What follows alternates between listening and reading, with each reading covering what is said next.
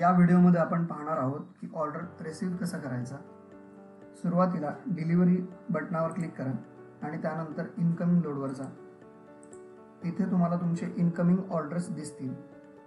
आता पार्सल आणि ऑर्डरच्या सर्व डिटेल्स चेक करा आणि सगळं योग्य असेल तर रिसीव्ड बटनावर क्लिक करा आणि कन्फर्म करा। त्यानंतर सेम ऑर्डर तुम्हाला पेंडिंग डिलिव्हरीमध्ये दिसेल। जर पार्सल ग्राहकाला दिला असेल तर डिलिव्हर बटनावर क्लिक करा। जर कन्साइनी स्वतः आला असेल तर सेल्फ पर्याय निवडा आणि जर दुसरा कोणी व्यक्ती पार्सल घेण्यासाठी आला असेल तर अदर पर्याय निवडून कृपया त्या व्यक्तीचे तपशील भरा। सुरक्षित डिलिव्हरीसाठी हे आवश्यक आहे। तुम्ही इथे प्रूफ ऑफ डिलिव्हरी देखील अपलोड करू शकता। यानंतर सबमिट बटनावर क्लिक करा।